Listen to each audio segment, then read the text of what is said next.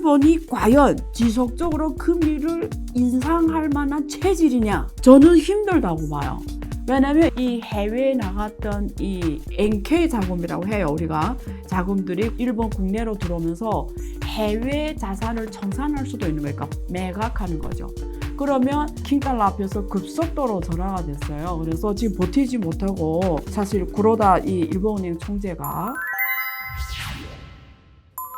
안녕하세요. 안유아의 앵글로 본 세상 안유아 쇼입니다. 최근에 일본 은행에서 큰 움직임을 보였는데요. 사실상 장기 금리를 인상하는 조치를 취했습니다. 2023년 곧 코앞에 있는데요. 우리가 봐야 되는 몇 개 변수 중에 하나가 사실은 미국의 금리 인상 정책, 그리고 중국 경제 경착륙 여부, 그리고 유가, 신재생 에너지 네 가지를 주로 봐야 된다. 제가 이런 이야기를 드린 적이 있는데요. 오늘 하나 더 추가가 됐습니다. 내년에 일본 중앙은행이 어떤 금리를 취하냐 에 따라서 시장이 또 움직이게 생겼습니다. 오늘 1부에서는 일본 중앙은행의 금리 정책에 대해서 다뤄보도록 하겠습니다. 일본이 아주 큰 결단을 내렸습니다. 어느 만큼 큰 결단인지는 조금 후에 제가 분석해 드리겠는데요. 한마디로 말하면 사실상 금리 인상입니다. 일본 중앙은행 BOJ 통화정책 내용을 보면 이렇습니다. 단기 금리는 계속 동결을 했어요. 이건 아마 여러 가지 눈치가 보였고요. 그동안 하던 이 정책 이어지는 차원에서 마이너스 0.1%로 동결을 했습니다. 그런데 장기 금리 지표로서 우리가 보통 10년물 국채 금리를 봅니다. 그 변동폭을 기존의 0.25%에서 지금의 0.5%로 확대했습니다. 그래서 시장에서는 이걸 과거 10년 넘게 진행해오던 초저금리 정책을 이제는 종지부를 찍고 앞으로는 금리 인상을 취하겠다는 선제 조치로 지금 보고 있어요. 미국의 금리 인상 정치에 따라서 유럽도 다 따라서 금리를 계속 인상해 왔거든요. 근데 유일하게 선진국에서 다른 정책을 펼쳤던 것이 일본이에요. 그런데 그 일본마저도 드디어 마지막으로 금리 인상에 이 대열에 합류를 해서 지금 전체 금리시장이 요동치고 있고요. 중요한 거는 2023년 글로벌 금융시장에 큰 영향 변수로 지금 다가왔다라는 사실입니다. 이 문제를 어떻게 봐야 되냐? 지금 시장에서는 여러 가지 주장이 있어요. 일단 기사 두 개 대표적인 걸 보겠는데요. 첫 번째는 일단 장기금리 인상이란 건 뭐냐면 금리를 인상한다는 건 그 국가의 통화 가치가 올라간다는 겁니다. 금리를 높여주니까 우리가 환율로 봤을 때는 엔화가 절상이 된다라는 거거든요. 그래서 엔화가 강세로 간다 이렇게 전망할 수가 있는데 엔화로 강세로 간다는 뜻은 다른 말로 하면은 일본은 전 세계에서 해외 자산을 가장 많이 갖고 있는 국가입니다. 이유는 그동안 일본의 금리 정책이 제로 금리, 심지어 마이너스 금리예요. 무슨 말이냐면 쉬운 말로 하면 일본에서 자금을 조달하는 건 코스트 없다라는 거예요. 그러면 보통은 어떻게 하냐면 일본에서 아주 거의 금리가 없는 이 돈을 융자를 해서 해외에 나가서 기업을 인수합병하거나 해외 자산을 사들이거든요. 그래서 엔화 이 갖고 있는 일본 기업들이나 일본 이 부유층들이 자산가들이 해외에 나가서 어마어마하게 해외 자산을 사들였습니다. 뭐 한국에도 왔고 중국에도 갔고 동남아에도 갔고 미국에도 많이 갖고 미국 국채도 많이 사요. 가장 큰 선 중에 하나입니다, 일본이. 그래서 해외 자산을 많이 갖고 있는데 만약에 엔화가 강세다, 금리를 은행에서 올려준다 이러면 이 해외에 나갔던 이 NK 자금이라고 해요. 우리가 자금들이 일본 국내로 들어오면서 해외 자산을 청산할 수도 있는 거니까 매각하는 거죠. 그러면 미국 국채도 가격이 떨어질 수 있죠. 매각하니까. 아니면 예를 들면 한국의 부동산 시장에 NK 자금 들어왔는데 이전 여기서 청산하고 들어가면 한국 부동산 가격이 떨어지는 거죠. 이처럼 지금 글로벌 자산 시장이 NK 자금이 철수로 떨어질 위험이 있을 수 있습니다. 그래서 지금 여기 기사 하나가 엔화 강세에 해외 자산 청산이 이어질 듯하다. 글로벌 채권 금리가 상승하면서 한국 국내 채권 금리도 다시 한번 더 상승할 거로 전망이 되고 앞으로 미국과 일본의 금리차 축소가 이어지면서 사실은 미국 국채도 떨어지고 엔화 강세가 이어질 거로 보고 단기적으로는 영향이 미칠 수밖에 없다 이런 기사가 지금 나왔습니다. 두 번째는 엔화가 강세이기 때문에 지금 에너지 등 수입 물가 안정세 특히 일본에서 올해 1년 2021년을 보면은 엔화가 지금 평가절하가 30% 넘게 됐어요. 그 말은 뭐냐면 일본 기업의 입장에서 보면 수입을 할 때 원자재를 수입할 때 과거에 100원을 주고 원자재를 수입했던 거를 130원 엔화를 주고 사들인다라는 거예요. 이거는 30% 인상이 됐다는 건 기업 측면에서는 코스트가 30% 올랐다라는 거예요. 어느 기업이 버틸 수 있습니까? 이게 마진을 30% 남기는 게 아니라 코스트가 30% 들어갔다는 거면 마진을 30% 남는 산업도 마진이 0이 된다는 뜻이하고 똑같습니다. 그래서 이건 사실 기업이 버틸 수 없는 그동안 상황이 연출이 된 거거든요. 그래서 일본이 기업들이 엄청나 힘든 상황이고 수입 물가가 불안했거든요. 그리고 엔화가 킹달러 앞에서 급속도로 절하가 됐어요. 그래서 지금 버티지 못하고 사실 구로다 이 일본은행 총재가 지금 이런 조치를 한다. 그리고 여기 지금 펀더멘탈을 제가 말씀드리면 그동안 일본은 왜 아베 때부터 아베 이코노미라 하잖아요. 왜 이렇게 저저금리, 마이너스 금리 정책을 계속 해왔냐면 이걸 제가 실무적으로 좀 설명드리면 일본은 마이너스 실질금리입니다. 무슨 말이냐면 은행 가서 예금을 하면 금리가 0이에요. 근데 왜 이렇게 했냐? 일본 중앙은행이 일본 재정부가 발행하는 국채를 계속 사들여요. 장기 이게 금리채를 원래는 상한을 0.25%로 했다는 건 뭐냐면 만약에 장기 이 국채가 금리가 0.25%로 금리가 낮으면 국채를 사주기도 하고 팔면서 그 금리를 일본은행이 조정을 해요. 그래서 만약에 일본 장기 국채를 팔면은 가격이 떨어지지 금리가 올라가거든요. 아니면 그걸 사들이면 일본 국채를 사들이면 가격이 올라가면서 금리가 떨어지거든요. 근데 주로 일본 장기금리 상한을 0.25%로 유지를 해야 되니까 일본 중앙은행이 주로 사들였죠. 일본 국채를. 계속 사들이면 국채 가격이 올라가니까 금리는 계속 떨어지죠. 이게 반대 방향이에요. 그러다 보니까 결과적으로 일본 중앙은행이 일본 장기 국채를 가장 많이 갖고 있게 된 거예요.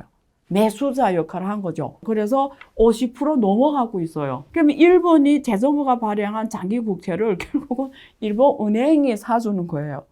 그럼 어떻게 사요? 돈을 찍어서 사주는 거죠. 그래서 지금까지 그렇게 저저금리를 유지해온 겁니다. 그래서 이번에 미국에서 달러 금리를 인상하면서 엔화는 급속도로 절하가 되는 거죠.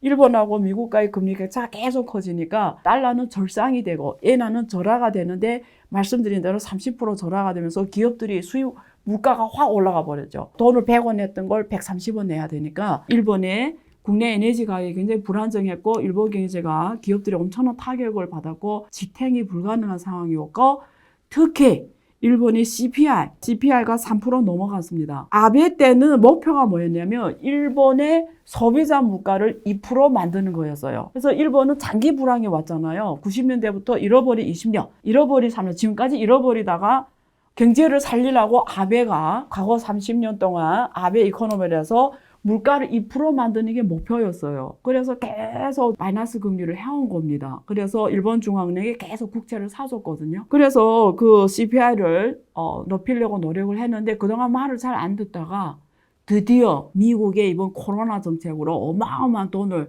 왕창 찍어냈잖아요. 그러면서 지금 일본도 그런 글로벌 경제성에서 벗어날 수 없으니까 전 세계 원자재 가격이 다 오르고 서비스 가격이 다 올라버리니까 드디어 일본의 물가가 3% 넘어갔습니다. 그래서 물가도 지금 상승하고 경제는 올라가지 않고 수입 물가만 엄청 올라가 버리고 일본 경제가 더 나쁠 수 없는 상황이 되는 거죠. 그래서 지탱이 불가능한 상황에서 지금 이런 정책이 나왔습니다. 일단 배경적으로, 펀더멘털 배경적으로. 그러면 지금부터 이슈는 뭐냐면 2023년에도 일본 중앙은행이 금리 인상 조치를 계속 할 거냐. 지금 2023년에 글로벌 금융시장을 영향 주는 팩터가 제가 일본 거 빼고 4개라고 말씀드린 적이 있는데요. 첫 번째는 미국 금리 인상 정책 지속 여부. 내년에 2023년 4분기에 가서 금리를 떨어뜨리냐 안 떨어뜨리냐 여기에서 전문가들이 나뉩니다. 근데 파월이 말했어요. 안 떨어뜨린다.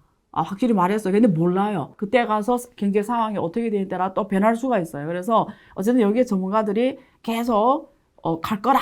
또 어떤 데는 계속 올릴 거다. 2023년도 이렇게 아니면 어떤 사람은 4분기 떨어질 거다. 네. 그래서 이렇게 말하는 사람도 있고 두 번째는 중국 경제 경착륙. 제가 안녕하쇼에서 중국 경제에 대해서 자세히 다뤄줬고요. 부동산 문제. 세 번째는 유가입니다. 유가가 지금 6개월 동안 지속적으로 하락하고 있어요. 이거는 전 세계 경제가 글로벌 경제가 침체로 간다는 뜻이에요. 수요가 올라오지 않는다거든요. 그래서 미국이 선두로 지금 경기 침체로 가고 있고 파월은 자기네 금리를 계속 인상하며 미국 경제가 완전히 쇠퇴가는 걸 알아요. 그래서 물가 수준을 2%로 가겠다 이 말은 다른 말로 하면은 경제를 그냥 죽이고 가겠다라는 거예요. 옛날에 볼커가 그랬잖아요. 물가를 잡기 위해서 경제를 다 죽여버리는 야 그게 잡혔거든요. 그래서 파월이 만약에 계속 2%를 하겠다고 숫자적으로 주장하면 경제를 죽이겠다는 말하고 똑같은 말입니다. 마지막으로는 이번에 유럽에서 나온 CBAM 탄소 국경세 이게 신재생 에너지하고 결합이 되면서 글로벌에 이게 친환경 이슈가 엄청 커집니다. 내년에는. 그래서 기업들이 무역 질서를 영향 줘요. 수출 경쟁력이 달라지거든요. 그러면서 신재생 에너지가 지금 중요한 이슈로 나올 거고 탄소 배출권 이 플랫폼에 대한 주목이 높아질 것 같습니다. 그럼 내년에 지금 플러스 앞으로 4개 플러스 일본의 중앙은행 내년에 금리 인상 정책 계속 할 거냐? 시장에서는 대부분 전문가들이 이제는 일본이 버티기 힘들다. 버티기 힘드니까 계속 간다. 드디어 금리 인상의 마지막 열차에 탔다. 그러면 이거는 일본이 이제는 게임 체인저로서 지금 전 세계에 나가 있는 돈을 일본도 국제통화거든요. 일본 시장에 지금 끌어들이면서 엔화가 이미 다시 가치 절상이 됐거든요. 그래서 지금 내내 계속 할 거다 이렇게 대부분 보고 있는데요. 제가 한번 다른 시각에서 말씀드릴게요. 저는 이렇게 봐요. 첫째, 일본은 세계에서 가장 많이 부채가 많은 국가 중에 하나입니다. 제일 많은 게 미국하고 일본이에요. 부채 규모로 봤을 때는 미국은 매년 이게 협상을 해요. 야당, 여당이 부채 발행 상한제를 공화당과 민주당이 상의해서 결정을 합니다. 그래서 지금까지 올해 12월 16일까지 부채 상한이 31.6조 달러였는데 지금 공간이 400억 달러밖에 안 남았어요. 그래서 다시 지금 재협상에 들어가야 돼요. 무슨 말이냐면 지금 이게 31.6조 달러 공간 다 써버리면 바이든 정부는 이제는 돈이 없어서 국가 운영이 안 돼요. 그럼 다시 한번 지금 부채 상한제를 높이지 않으면 그 미국 연방정부는 샷다운입니다. 옛날에 4년 전에 그런 일이 있었잖아요. 워싱턴에 갔는데 공무원들이 일을 안 해요. 왜냐면 월급을 못 받거든요. 그래서 이게 부채가 계속 지금 높여가고 있는데 공간을 계속 36조 달러 부채입니다. 미국이. 일본은 12조 달러예요. 그러면 보세요. 금리를 1%로 올리면 이자만 1,200억 달러 내야 된단 말입니다. 이자만. 중국은 세계에서 부채가 가장 많은 나라들 지금 말하고 있는데 중국은 8.4조 달러입니다. 중국은 GDP 대비는 많지는 않습니다. 근데 어쨌든 가장 많은 나라가 미국하고 일본인데 만약에 일본이 금리 인상으로 해버리면 그 방대한 이자 지급이 가능할까요? 그래서 첫 번째 체크해야 되는 거는 일본이 과연 지속적으로 금리를 인상할 만한 체질이냐? 저는 힘들다고 봐요. 왜냐면 이제 과거 10년 넘게 금리를 마이너스 금리를 해왔기 때문에 일본 기업들이 융자를 할 때 코스트 없이 한 거예요. 이 말은 다른 말로 하면은 일본 기업들이 경쟁력이 그동안 초저 금리 속에서 경쟁력이 거의 없게 됐어요. 체질이. 그러면 갑자기 금리를 인상해버리면 이 7기업들이 대부분 파산하게 됩니다. 왜냐면 금리를 갑자기 높여버리면 어떻게 살아가요? 얘네들이 글로벌의 경쟁력을 봐야 되는데 글로벌 경쟁에 있는 몇 개 기업 빼고는 이 장기간의 융자 비용이 0에서 갑자기 금리를 1% 인상시키며 그 이자를 낼 만한 체질이냐 일본 기업들이. 저는 굉장히 부정적으로 봅니다. 이게 마치 중국의 국유기업하고 같은 문제입니다. 경쟁력이 키워지지 않은 상황에서 금리를 확 올려버리면 대부분 기업이 대가는 뭐냐면 죽어야 되거든요. 구조조정이 일어나야 돼요. 그래서 그런 측면에서 한번 체크해 보고 있고요. 두 번째, 미국하고 일본 관계에서 한번 체크해 드릴게요. 미국은 지금 미중 갈등을 적극적으로 이용해서 글로벌 공급망을 재편하려고 해요. 특히 첨단 산업에서 일본, 한국 이런 동맹 국가를 내세워서 G4니, IPEF니 이런 전략적 동맹을 만들어서 북미 중심으로 글로벌 밸류체인을 만들려고 해요. 그래서 미국이 지금 하는 정책이 뭐냐면 금리를 인상해서 킹달러 정책이잖아요. 킹달러 정책은 뭐냐면 전 세계 자금이 다 미국으로 들어오게 하는 겁니다. 그러면 미국의 정점은 뭐냐면 금리를 올리면서도 유동성이 영향을 안 받아요. 보통은 일반 나라는 금리를 올려버리면 시중인 자금이 은행으로 쫙 들어오면서 유동성이 바로 타격받거든요. 시장이 죽어버려요. 근데 미국은 자기네 금리 인상하면서 전 세계 돈이 들어오기 때문에 유동성 영향 안 받아요. 그래 할 수 있는 나라인데 만약에 일본이 이 시점에서 금리 인상을 해버리면 아까 말했잖아요. 미국 국채를 제일 많이 들고 있는 게 일본이 중국하고 일본인데 일본이 미국 국채를 팔고 일본으로 들어가 버리면 미국이 입장에서는 재앙인 거예요. 왜냐면 미국 국채가 빵 떨어져 버리죠. 그러면 미국 국채를 갖고 있는 이머징 국가들이 중국 같은 이런 데서는 미국 국채를 다 팔게 됩니다. 이게 마이너스 수익률이 돼버리잖아요. 그러면 이게 시그널 효과가 엄청 크거든요. 그러면 대부분 국가 조치가 중국 같은 데 어떻게 돼버리냐면 미국 국채를 팔고 금이나 이런 걸 매수하게 됩니다. 안전자산으로. 원래는 미국 국채가 안전자산이었는데 이제는 미국 국채가 안전자산이 아니라 금이나 다른 안전자산 찾게 돼요. 외환보유 중에. 미국 국채 시장에는 어마어마한 타격이 됩니다. 그러면 미국하고 일본의 동맹 관계로 봤을 때 지금 보면은 미국이 계속 금리를 인상하는데 일본이 계속 마이너스한 건 어떻게 보면 일본이 미국한테 배려해 준 거거든요. 자기네 경제 대가로 미국이 이 정책을 할 수 있도록 배려를 해준 건데 만약에 일본이 이 시점에서 금리를 인상해버리면 어떻게 보면 미국 경제는 엄청난 타격을 준 거예요. 게임 체인저가 되는 거예요. 돈을 시장에 있는 유동성이 상당 부분이 일본 쪽으로 갖고 오는 왜냐하면 세계에서 가장 돈 많은 나라 중에 하나가 일본, 오일몬이잖아요. NK 자금들이 일본 쪽으로 가버리면 미국 국채 시장은 사실은 영향을 크게 받죠. 그래서 저는 이게 미국하고 일본의 어떤 서로 간에 이 배려가 없었으면 일본이 금리 인상 정책을 못 피운다고 보거든요. 그럼 지금 갑자기 이렇게 스탠스를 내는 거는 정치적으로 보면 국제 정치로 봤을 때는 미국과의 어떤 미국한테 우리 정말 어려우니까 우리가 이런 잠깐의 공간이 필요하다 이런 서로 간에 조화가 있었던지 아니면 이제는 도저히 못 버텨서 일단 내가 살고 보겠다든지 뭐 뭔가 있어요. 여기에는 뭔가 있습니다. 만약에 미국한테 우리가 잠깐 좀 숨을 쉬어야 된다는 차원이 줄어지면 내년에 다시 금리가 인상으로 일본 중앙정책이 인상으로 안 가고 다시 또 저저금리로 갈 수가 있어요. 만약에 잠깐 숨을 돌리는 정책이면. 그래서 국제정치로 우리가 보면은 이런 가능성도 있다. 그러면 내년에 일본 중앙은행 계속 올린다는 보장이 없고 앞에서 제가 말씀대로 그렇게 올릴 만한 체질이 아니다. 내 보기에는. 양방향 스토리가 다 가능하니까요. 투자자의 측면에서는 내년에 워칭해야 되는 변수 중에 하나가 일본 중앙은행의 정책이고 그에 따라 우리 원화 환율이 원화 환율은 위안화하고 엔화 영향을 받습니다.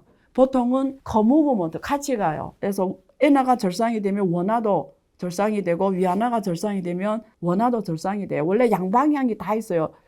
엔화 절상이 원화에 대해서 절상 절하 효과가 다 있는데 결과적으로는 절상입니다. 같이 절상이 돼요. 위안화도 원화에 대해서 절하 절상 방향이 다 있는데 결론적으로는 위안화가 절상하면 원화도 절상이 됩니다. 그래서 이 결과적으로는 같이 가는 부분이 있기 때문에 또 한국의 환율에도 지금 영향을 미칩니다. 그래서 앞으로 일본과 중국이 통화정책, 경제가 원화 환율 안정성에 굉장히 큰 영향을 미치고 또 한국 금융시장에 영향을 미치는 중요한 변수이기 때문에 투자자들이 한번 자기 논리를 정리할 필요가 있는 것 같습니다. 네, 일부에서는 일본은행이 왜 금리 인상 조치 정책을 지금 취했냐라는 그 배경에 대해서 설명드렸고요. 잠시 후 2부에서 뵙겠습니다.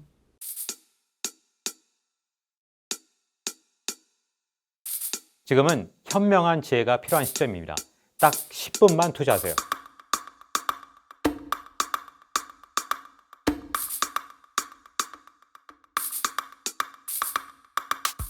제 영혼을 갈아 넣었습니다. 다음이 뭔지 궁금하지 않으세요? 이제는 더 이상 늦출 수가 없습니다.